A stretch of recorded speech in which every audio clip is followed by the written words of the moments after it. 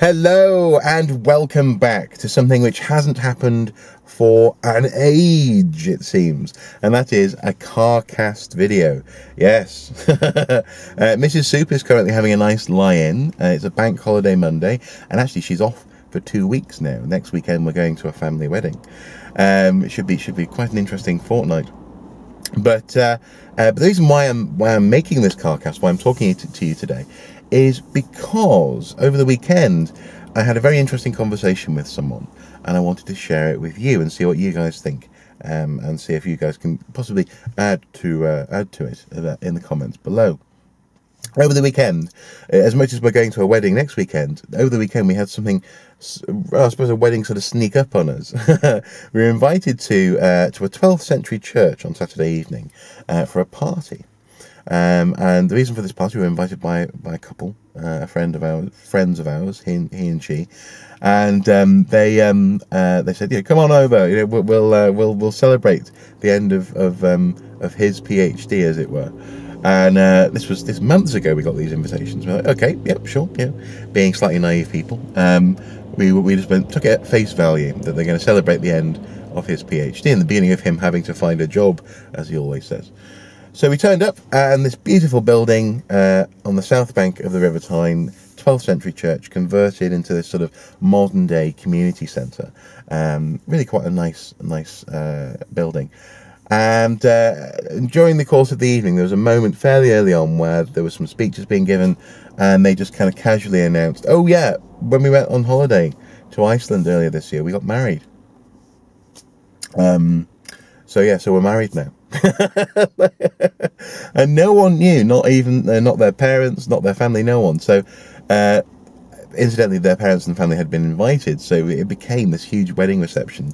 But a wedding reception on a hot summer's evening where no one was wearing suits. You know, everyone was it was very relaxed. The music was fantastic. Some live performances from some of his friends at Newcastle Uni. Some amazing tribal drumming from a girl from originally from New York, and family. Anyway, so basically the whole thing was a wonderful evening. And during the evening, we had this conversation. I had this conversation with this other chap, a mutual friend called Mark, and he's a cello player. And Mark is a wonderful guy, and he becomes even more wonderful when he's a bit tipsy. So we're both there, sort of like, you know, we'd had something to drink, and we're sort of looking up at the building, looking around. And I'm pointing out to him the features of the architecture. I'm sort of saying, well, yes, this was a 12th century church. You can see these sort of Gothic points on the arches. There, you know, higher up on the building, you could see where in the 16th century they'd replaced probably quite small arched windows with slightly wider, more ornate windows, and put in sort of Tudor bricks around the top, presumably because that was the building style at the time. They weren't building in chunks of stone. And, you know, we went all the way through the fact that there were no pews. Other wooden fixtures and fittings had been removed from the building, but you could see where they had once been attached to the stone. All the way through to modern day, when actually the separation between the nave, where the congregation would have sat, and the sanctuary, where, for example, the choir and the priest and whatever would have been, is actually today marked by some soundproof glass. Very tastefully done, actually. It's a wonderful conversion. And I pointed out that around the edge of the glass was this sort of membrane, wooden, I think, and rubber membrane. It meant that actually the glass was in the arch and was functioning as a soundproof barrier, but could be removed from the building without leaving any lasting impact. And that this is a key part of lots of modern planning and development processes and agendas when it comes to especially Grade 1 listed buildings, which this particular church building is Grade 1 listed. So it's, you know, it's at the top of the, you know, you must not damage this building kind of thing. And he sort of stopped me there, and he said, "Oh, interesting." So he said, "Sounds to me like there's going to be a bit of a problem in the future then." I was like, "Well, what do you mean?" And he goes, "Well, there's going to be a gap, isn't there? There's going to be a gap in the story of this building when these removable features are taken out. There's going to be a black hole in the story, in the archaeological, architectural as well story of this building." And then we, you know, again, being a little bit tipsy, we've got sort of talking about almost archaeology as a narrative, as language. The idea that in many ways archaeology, and I have some sympathy for this, that archaeology is is one of the most comprehensive, universal human languages ever. You know, all societies, all human beings have left behind something of themselves in the archaeological record, or at least at least they have the potential to do that. Sometimes it doesn't last, sometimes things rot away. But the point is, we all basically leave rubbish behind, and we leave architecture behind, and we leave elements of burial practices and this kind of thing. And so therefore it can be seen as this very comprehensive, consistent language spanning through time, essentially communicating to the future unwittingly about the present, about the then present. And he was suggesting that because all these things can be taken out of the building, the glass structures, the electrics, which were essentially tied to the church, not screwed into the walls, all this stuff could be taken out, and we would never know that it was there. And therefore, in the 21st century, there would be this sort of silence in this ongoing, and being a musician, he said almost this ongoing song of the building. And I was like, right, yeah, that's an interesting point. That's a very interesting point. The first thing that comes to mind with this idea of archaeology as a language spanning the ages to now is that a key element of language is that language has an intention. I can't just start talking words at the camera. Snorkel monkey, car park, white line brick, window, headscarf, cheesecake, pineapple, dish. That stuff means nothing really as a communicative endeavor. It has to have an intention behind it. It has to be essentially trying to either make a statement, ask a question, and leave something in someone else's mind for them to interpret and then comment on themselves. So language itself has a function, if you see what I mean. It's not just a record. It's not just a stream of consciousness, which is to a certain extent, I think, what archaeology is more like. Archaeology is more like a stream of consciousness, but even then it's not quite like that because well, it's been unintentionally left behind. Perhaps it's more like a mime performance, or perhaps it's more like we just happen to be watching other people having a conversation which we can't quite hear, as it were, through a keyhole or something. Maybe that's a better way of thinking about archaeology, because the people who leave archaeology behind, indeed the archaeology that I leave behind, will not be intentionally for people in the future to better understand me, if you see what I mean. And so therefore this idea of archaeology as a narrative, this consistent human dialogue through time, I don't think entirely holds up. It's a very elegant and very pleasant notion, but I don't think it's entirely true, and therefore there will be gaps, or indeed, more to the point, I suppose, we can't predict what a gap will be. You see what I mean? We're being a little bit arrogant, sort of saying, well, there'll be no sign of the 21st century in this building, but actually there may well be signs which we unintentionally leave behind. I'm reminded of there's a castle near where I grew up in North Wales called Rhuddlan Castle. It looks like it's spelt like Rhuddlan, but it's Rhuddlan Castle. Sorry, dry mouth. And it was a castle which suffered greatly during the Civil War. So when the Roundheads and the Cavaliers were fighting it out across Britain, this particular castle came under very heavy cannon fire, and one of its gatehouses was essentially destroyed. So this tower is missing, and arguably you could say, well, that was a break point. That was a point when the narrative of the past was interrupted.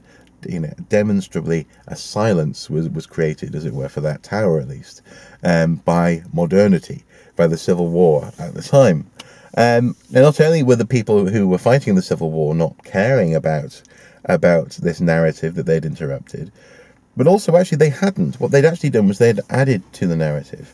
They had they'd left behind their mark. In some ways, the absence of the tower demonstrates something about the Civil War technology. We know the destructive power of those cannons precisely because the towers are no longer there for the gatehouse, or one of them isn't anyway. So I think that's possibly an element here which we tend to forget, and that is that in language, in music, and therefore in archaeology as well, silence is crucial. But and also the silence, the gaps also add meaning to the presence of something. So that's true. But again, there's this question of the fact, there's this inescapable fact that this is not a language.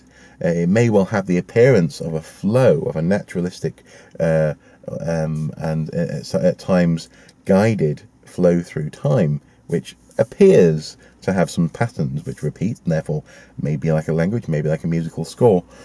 But no one's deliberately leaving it for the future. At least I don't think they are.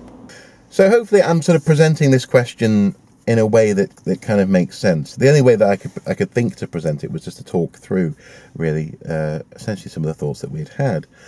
The conversation sort of ended when he had to go. He went. There was like a jam session, so he went and got his cello, and they started playing at the front of the back of the old church, the front of the current community centre, and really I was sort of left to my own thoughts, and also obviously enjoying the music at that point.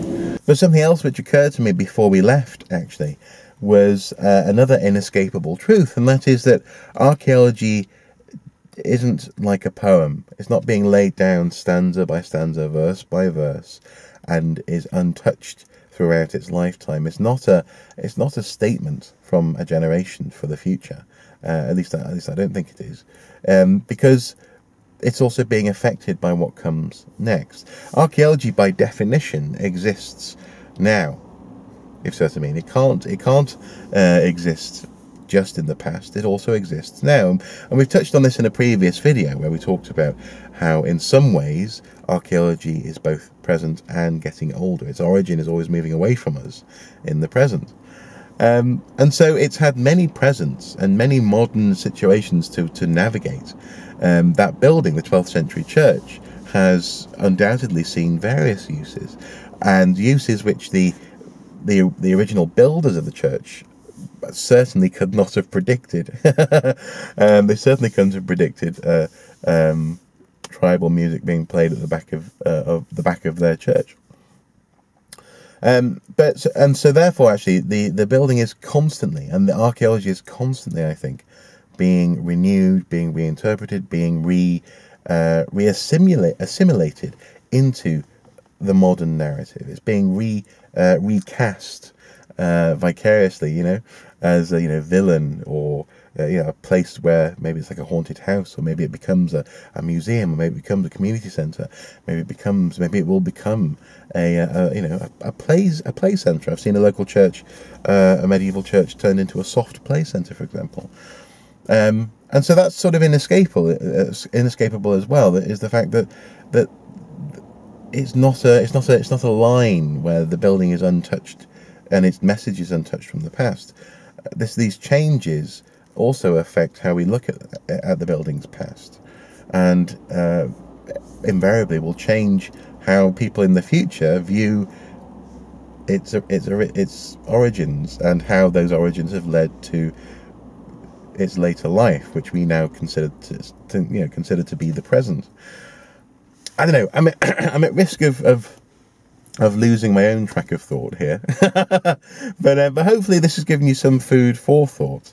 What do you think about this idea of archaeology as a language, or archaeology as a song, or indeed archaeology as, I suppose, actually an unintentional record? In fact, is archaeology even a record? What does it record? If that's what I mean. Or is it, in fact, is this the biggest trick that archaeology pulls? Archaeology is one of the most modern things going, because it's always in the present. It's not about to be built. It's not being built. It's always present. Mind blown. Anyway, I just thought I'd just sort of put this down on video, see what you guys think. Please do comment below. I'd love to hear your thoughts. It's a little bit of a mind bender, and I think it's well worth thinking about, especially if you're an archaeology student, or if you just like to think about these things, and hopefully most of you do. That's why you're here. I would very much appreciate your thoughts and comments below, because there have been books written about this, there have been theories, and other people have been thinking about this for a long time, but I'd really like to hash it out today, and indeed into the future, in the comment section just below. Anyway, guys, Mrs. Soup is having her lie-in, but I need to go and make a cup of tea for her and me, so I'm going to go back inside in a moment. As ever, until next time, do take care, and I'll see you soon. Bye-bye.